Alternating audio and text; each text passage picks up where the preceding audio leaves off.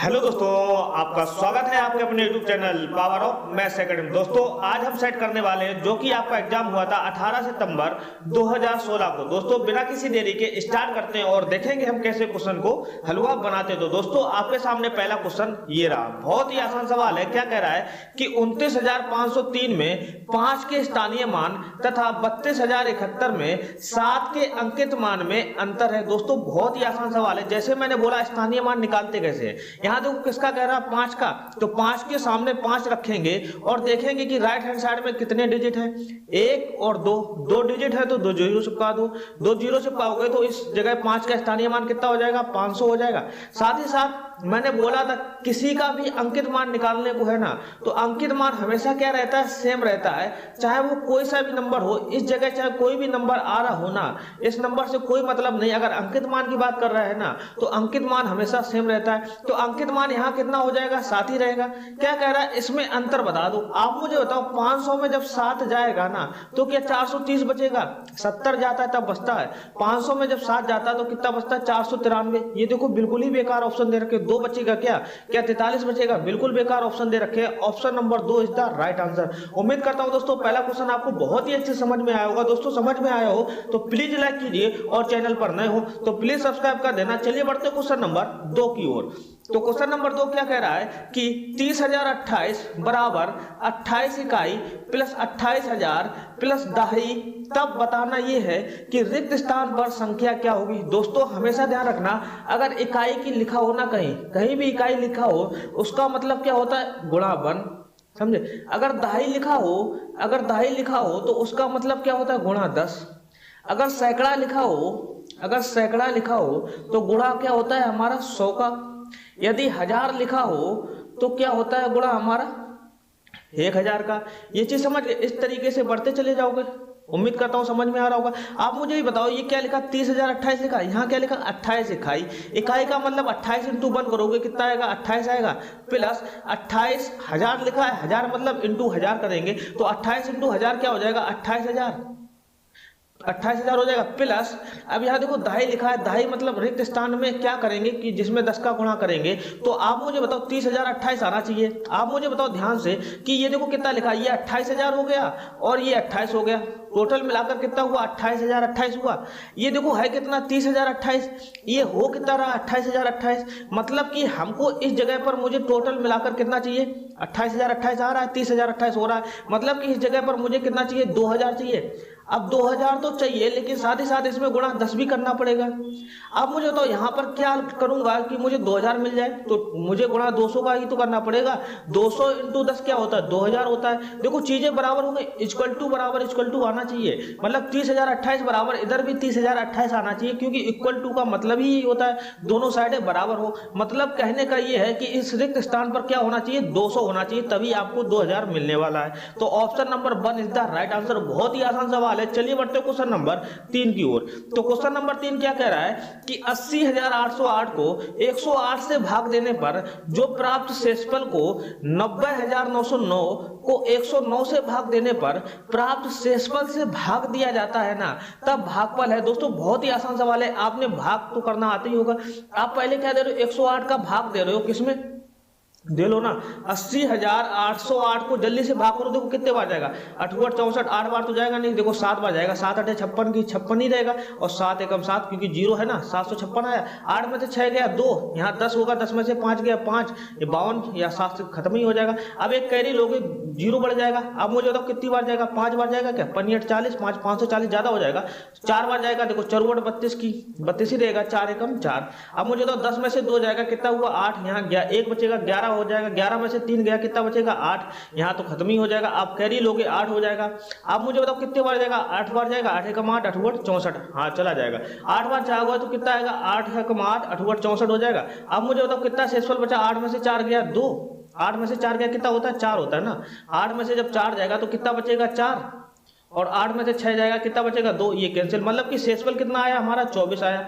इसका शेषफल 24 आया। अब इसको देख लो, 90,909 को हम 109 से भाग देंगे तब देखो शेषफल कितना आता है, 90,909। देखो 9 बार तो जाएगा नहीं, 8 बार जाएगा। 8 9 72 होता है, 8 1 8, मतलब कि 872 आएगा पहली बार। 9 में से 2 गया 7, इधर 10 में से 7 गया 3, खत्म हो जाएगा, कैरी लोगे 0 आएगा। अब देखो कितने बार जाएगा, अब देखना ध्यान से, 3 बार जाएगा कि 4 बार जाएगा, नहीं 3 बार ही जाएगा। 3 बार करोगे तो 3 9 27, 3 1 3 मतलब 327 आएगा। अब 10 में से 7 गया 3, अब यहाँ कितना बचा 6, 6 में से 2 गया 4, अब एक कैरी लोगे 9 हो जाएगा। आप देखो कितने बार जाएगा, 4 बार जाएगा, बिल्कुल 4 9 36 होता ना, तो 109 × 4 करोगे कितना आएगा 436। यहाँ देखो शेषफल कितना आएगा, 9 में से 6 आएगा 3, यहाँ शेषफल कितना आया 3। क्या रहा है, जो शेषफल प्राप्त होगा ना उससे भाग देंगे किसको, जो पहले वाले शेषफल को। पहले वाला शेषफल कितना है, 24, इसको अगर दूसरे वाले शेषफल से भाग देंगे तो हमारा भागफल कितना आएगा 3/24, मतलब कि 8 बार जाना चाहिए। Option number 1 is the right answer. बहुत ही आसान सवाल है, सिर्फ आपको भाग चेक कर रहा है कि आपको भाग करना आता है कि आप भूल गए हो। चलिए बढ़ते हैं क्वेश्चन नंबर 4 की ओर।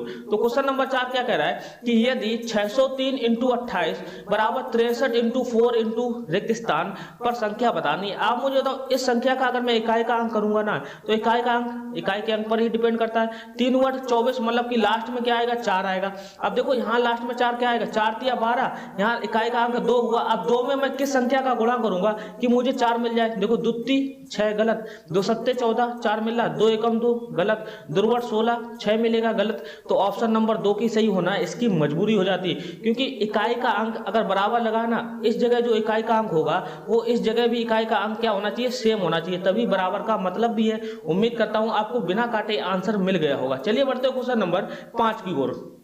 तो क्वेश्चन नंबर 5 क्या कह रहा है कि 200 और 400 के बीच में, बहुत ही इंपॉर्टेंट लाइन है, 30 45 तथा 60 का सबसे छोटा सारगुणज। सबसे छोटा सारगुणज मतलब लीस्ट कॉमन मल्टीप्लिकेशन मतलब कि एलसीएम। और क्या कह रहा है 15 24 45 का सबसे बड़ा सारगुणनखंड मतलब कि एचसीएफ।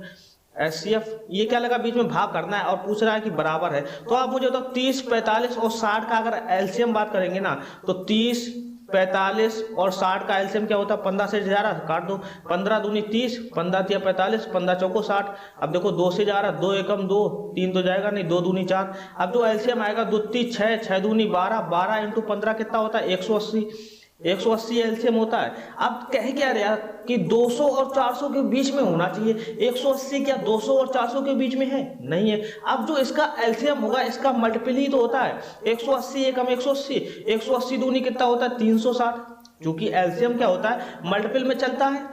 समझ में आ रहा है। अब 360 क्या 200 और 400 के बीच में है, यस 200 और 400 के बीच में है। इसका मतलब इसका एलसीएम जो होगा वो 360 होगा। बहुत ही इंटरेस्टिंग सवाल है। आप मुझे बताओ अब क्या कह रहा है, भाग करना है 15 24 और 45 के सबसे बड़ा सारगुणन मतलब हाईएस्ट कॉमन फैक्टर। 15 24 और 45 का जो हाईएस्ट कॉमन फैक्टर एचसीएफ होगा वो क्या होगा, 3 से जाएगा, 3 5 15, 3 8 24 और 15 3 45। अब देखो 5 8 15 में कोई ऐसा नंबर है नहीं जो तीनों को काट दे, मतलब कि इसका एचसीएफ क्या आएगा 3 आएगा। अब 360 में जब 3 का भाग करोगे कितना आएगा 120 आएगा, 120 बराबर हो जाएगा। Option number 1 is the right answer. बहुत ही आसान सवाल है। चलिए बढ़ते हैं क्वेश्चन नंबर 6 की ओर। तो क्वेश्चन नंबर 6 क्या कह रहा है कि एक संख्या 100 के आधे से छोटी है, चलो मान लिया, और 4 दहाई तथा 5 दहाई के बीच में है, ठीक है। इसके इकाई का अंक जो है ना वो दहाई के अंक से 1 कम है। यदि संख्या में अंकों का योग 7 है ना तो अंकों का गुणनफल क्या होगा। बहुत ही आसान सवाल है। Option number 3 is the right answer. कैसे, एक संख्या 100 के आधे से छोटी है, मतलब कि जो भी संख्या होगी वो 50 से छोटी होगी। साथ ही साथ वह 4 दहाई का मतलब गुणा 10 करेंगे, मतलब 40 तथा 5 दहाई के बीच में, मतलब कि संख्या जो है वो 40 और 50 के बीच में है, समझे। इसके इकाई का अंक दहाई के अंक से 1 कम है। आप मुझे बताओ 40 के बाद क्या होगा, 41, फिर 42, फिर 43। जो कह रहा है इकाई का जो अंक है ना वो दहाई के अंक से 1 कम कहां बन रहा है, 43 ही नंबर होगा। तो 4 में से 1 जाएगा, 3 बचेगा, 43 के बाद 44, ये देखो इकाई दहाई बराबर, 44 बाद 45, देखो इकाई का अंक ज्यादा हो जाएगा दहाई के, फिर आगे तो बढ़ेंगे नहीं। क्या रहा है, इकाई का जो अंक है ना वो दहाई के अंक से 1 कम है, यानी कि दहाई का अंक बड़ा होना चाहिए। दहाई के अंक से 1 कम है, मतलब कि 43 को देखोगे ना ध्यान से, दहाई के अंक से 1 कम है। ठीक है, मतलब कि वह संख्या 43 है। और देखो क्या कह रहा है, उसके अंकों का योग कितना है, 7 है। देखो 7 तो इसी में बन रहा है, 4 3 7। कह रहा है उसके अंकों का गुणनफल, मतलब कि 4 × 3 क्या होता है, 4 × 12। बहुत ही आसान सवाल है, थोड़ा सा दिमाग लगाना है। उम्मीद करता हूं समझ में आया होगा। चलिए बढ़ते क्वेश्चन नंबर 7 की ओर। तो क्वेश्चन नंबर 7 क्या कह रहा है कि किसी विद्यालय में 360 विद्यार्थी हैं, बहुत बढ़िया, जिनमें से 2/3 लड़कियां हैं, ठीक, और शेष लड़के हैं। लड़कों की संख्या के 3/4 खिलाड़ी हैं, जो खिलाड़ी नहीं है उन लड़कों की संख्या क्या होगी। दोस्तों बहुत ही आसान सवाल है। जैसे मैं कह रहा हूं एग्जाम्पल के तौर से, आपसे कहा जाए मान लो कि 6 बटे मान लो कितना 7, अगर मान लो कोई कक्षा में 6/7 विद्यार्थी पढ़ने वाले हैं, अगर आपसे पूछा जाए कितने विद्यार्थी जो हैं वो पढ़ने वाले नहीं है, आप मुझे तो आप क्या करोगे, 7 में से जब 6 जाएगा कितना बचेगा, 1/7 ये विद्यार्थी जो है पढ़ने वाले। अगर हम कहें किसी कक्षा में मान लो 3/4 जो है वो गर्ल है, आपको बताना कि बॉय कितने हैं, तो कुछ नहीं, 4 में से 3 जाएगा, अंश को 1 रखेंगे, 4 - 3 और हर को सेम ही रखेंगे, मतलब 1/4 क्या हो जाएंगे, बॉय हो जाएंगे। बस इसी सवाल को ऐसे ही करना है। देखो 360 टोटल विद्यार्थी हैं, जिनमें से 2/3 लड़कियां हैं और शेष लड़के हैं। आपसे लड़कों की संख्या पूछ रहा है, लड़कों की संख्या 2/3 क्या है, हमारी लड़कियां हैं। अगर मैं बॉय की बात करता हूं तो बॉय क्या हो जाएंगे, 3 में से 2 जाएगा 1 और हर तो सेम ही रहेगा, मतलब बॉय कितने हो जाएंगे, 1/3 हो जाएंगे, मतलब कि 360 का 1/3 क्या होंगे, बॉय होंगे। आप क्या कह रहे हैं, लड़कों की संख्या के 3/4 खिलाड़ी हैं, ये लड़कों की संख्या हो गई, इसके 3/4 खिलाड़ी हैं। आप क्या करें, जो खिलाड़ी नहीं है उन लड़कों की संख्या, आप मुझे तो 3/4 खिलाड़ी है ना, अब खिलाड़ी जो नहीं है वो क्या होंगे, 4 में से 3 जाएगा, 1 रख हो जाएगा, 1/4 जो होगा वो लड़कों की संख्या का, वो खिलाड़ी नहीं होंगे, ये लड़कों की संख्या है, इसको अभी सॉल्व नहीं करना। आप मुझे तो इसका जो 1/4 है वो खिलाड़ी नहीं है, आपसे क्या पूछ रहा है, उन लड़कों की संख्या, आप सॉल्व कर दो। 4 × 12 होता है ना, 12 × 36 मतलब कि 30 आ जाएगा। Option number 4 is the right answer. बहुत ही आसान सवाल है, इस टाइप के सवाल को ऐसे ही करोगे ना तो चीजें ओरली हो जाएंगी। चलिए बढ़ते हो क्वेश्चन नंबर 8 की ओर। तो क्वेश्चन नंबर 8 क्या कह रहा है कि हरीश ने एक स्कूटर 49,553 में खरीदा, ठीक है, 8,076 का नगद भुगतान कर दिया, पहले भुगतान कर दिया, तथा शेष रकम को बोला कि मैं 37 बराबर किस्तों में देने पर राजी हुआ। प्रत्येक किस्त की राशि क्या होगी, आप मुझे बताओ। 49,553 में स्कूटर खरीदा, उसने 8,076 नगद दे दिया। आप मुझे तो कितने रुपए बचे किस्त के लिए, 13 में से 6 जाएगा, 7 बचेगा, यहाँ 14 में से 7 गया, 7 हुआ। अब यहाँ देखो 4 बचेगा और 9 में से 8 गया, 1। अब ये इधर कितना है, 4, मतलब कि 41,477 रुपए उसे किस्त के रूप में देना है। कह रहा है कि 37 बराबर किस्तों में राजी हुआ, मतलब कि 37 किस्तों में चुकाना है। आपको बताना ये है कि प्रत्येक किस्त की राशि क्या है, तो 37 से भाग कर दो ना, पता चल जाएगा। 37 से भाग करोगे, देखो 37 एकम 37 41 होता ना, फिर क्या हुआ, 37 4 41 होता, 44 हो जाएगा, फिर 37 एकम 37, मतलब कि 1 आना चाहिए स्टार्टिंग में, 1 आना चाहिए स्टार्टिंग में, खत्म, ये 10 खत्म, 13 आ रहा, खत्म। ऑप्शन नंबर 4 की सही होना इसकी मजबूरी हो जाती है। दोस्तों जितनी कैलकुलेशन की डिमांड है ना, बस उतना ही कैलकुलेट करना है आपको, पूरी कैलकुलेशन करके आपको कोई इनाम नहीं मिलने वाला है। उम्मीद करता हूं समझ में आया होगा। चलिए बढ़ते हैं क्वेश्चन नंबर 9 की ओर। तो क्वेश्चन नंबर 9 क्या कह रहा है कि एक रेलगाड़ी हैदराबाद से शुक्रवार को समय 13:15 पर चली, शनिवार को बेंगलुरु समय 7:30 पर पहुंची। यात्रा में लगा समय था, आप मुझे बताओ, शुक्रवार को चली 13:15 पे, आप मुझे बताओ शुक्रवार से जब शनिवार होगा तो 24 बजा देगा, 24 मतलब 24 घंटे हो जाएंगे ना, 13:15 ये है, मतलब कि 24 मतलब समझे 00 बजना चाहिए, मतलब 24 तभी तो होगा। आप मुझे 13:15 से 00 होने के लिए 24 घंटा होना चाहिए। देखो 15 और 45 मिनट का हिसाब अभी कर दो, 45 15 कितना होता है, 60 मिनट होता है, मतलब कि हम कितने पे आ गए, 14 पे आ गए। अब 14 से जब 24 जाएंगे तो कितने घंटा चलना पड़ेगा, 10 घंटे चलना पड़ेगा। कहने का मतलब ये है कि 13:15 से जब हम रात के 12 बजे पहुंचेंगे ना, तो हमको कितना घंटा लगेगा, 10 घंटा 45 मिनट लगेगा। ये चीज समझ गए, 10 घंटा 45 मिनट लगेगा। अब क्या होगा, अब देखो शनिवार आ गया, शनिवार को कितने बजे पहुंची, 7:30 बजे पहुंची, मतलब कि 12 से 7:30 के लिए हमको क्या लगेगा, तो लगेगा ना घंटा, 7 घंटा 30 मिनट लगेगा। आपसे क्या करें, टोटल समय बताओ। अब देखो 10 घंटा ये, 7 घंटा ये, 10 7 कितना होगा, 17 घंटा हो गया।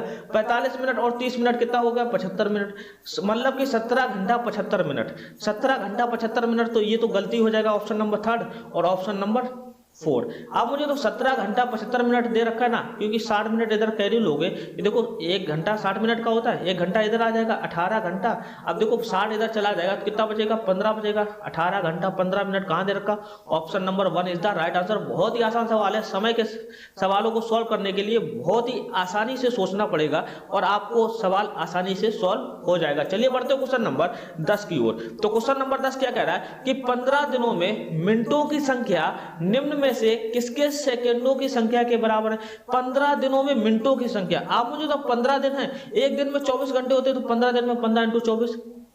आप मुझे तो 1 घंटे में 60 मिनट होते हैं, तो 24 घंटे में कितने हो जाएंगे, 24 × 60 मिनट हो जाएंगे। ये क्या कह रहा है कि किसके सेकंडों की संख्या के बराबर है।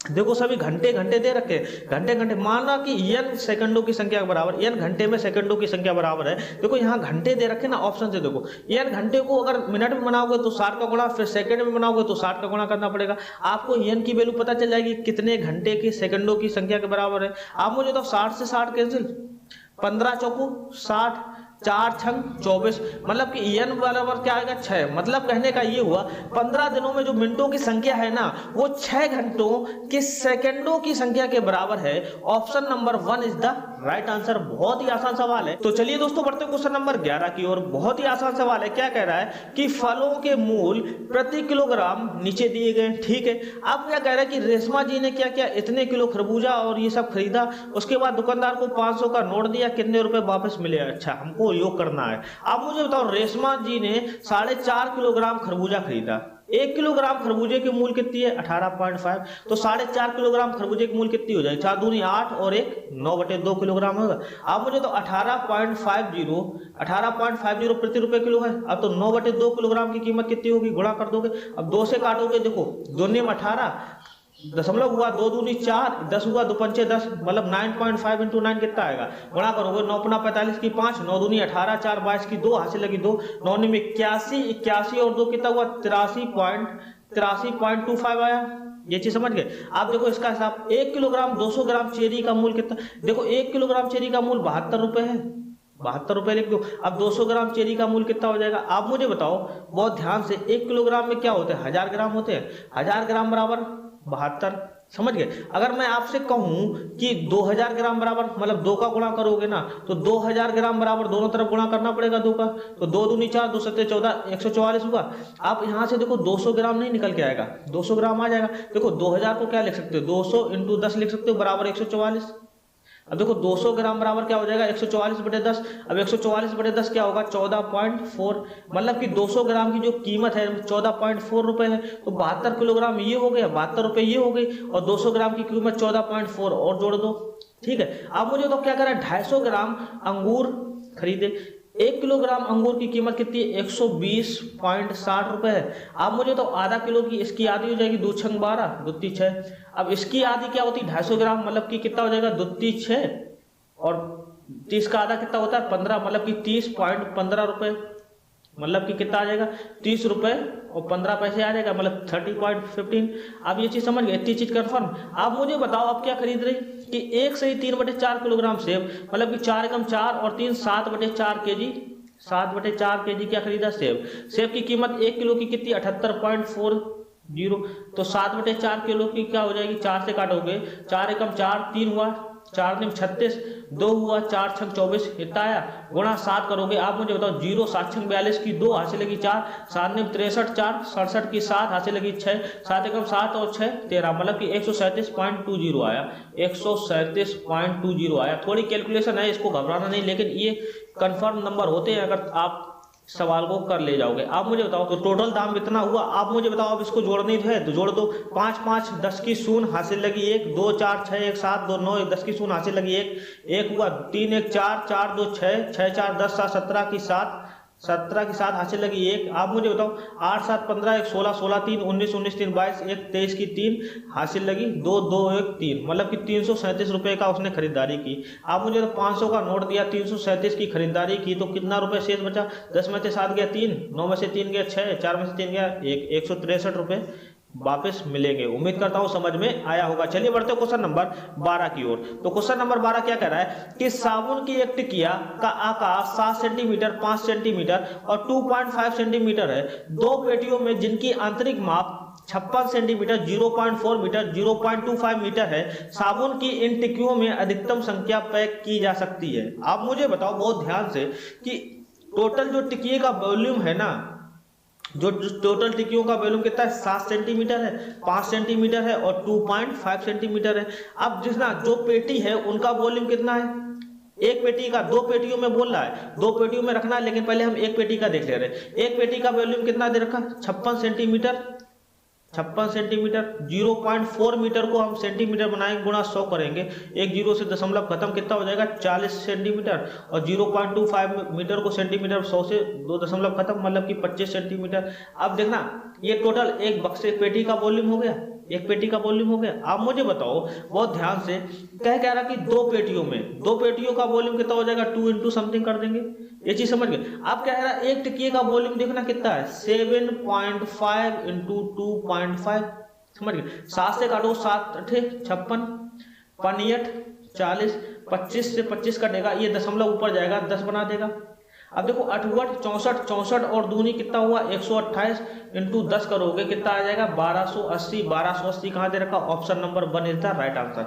आपको टिकियों की अधिकतम संख्या पैक करनी है। आप मुझे बताओ पहले टोटल वॉल्यूम पेटी का निकालोगे, उसमें फिर एक टिकिए का वॉल्यूम कितना है उससे भाग दोगे, तभी तो आपको टिकियों की अधिकतम संख्या पैक मिलेगी। उम्मीद करता हूं समझ में आया होगा। तो चलिए दोस्तों बढ़ते हैं क्वेश्चन नंबर 13 की ओर। क्वेश्चन नंबर 13 क्या कह रहा है कि किसी आयत की लंबाई उसकी चौड़ाई की 3 गुना है। इसकी चौड़ाई जो है ना एक वर्ग की भुजा का आधा है, जिसका परिमाप 72 सेंटीमीटर है। आप मुझे बताओ, कह रहा है कि किसी आयत की लंबाई जो है ना वो चौड़ाई का 3 गुना है, इसकी चौड़ाई एक वर्ग की भुजा का आधा है, जिसका परिमाप कितना है 72 सेंटीमीटर। मतलब कि वर्ग का परिमाप कितना दे रखा 72, तो भुजा नहीं आ जाएगी। भुजा करोगे कितना आएगा, 18 चौको 72 होता है, भुजा 18 आ गई।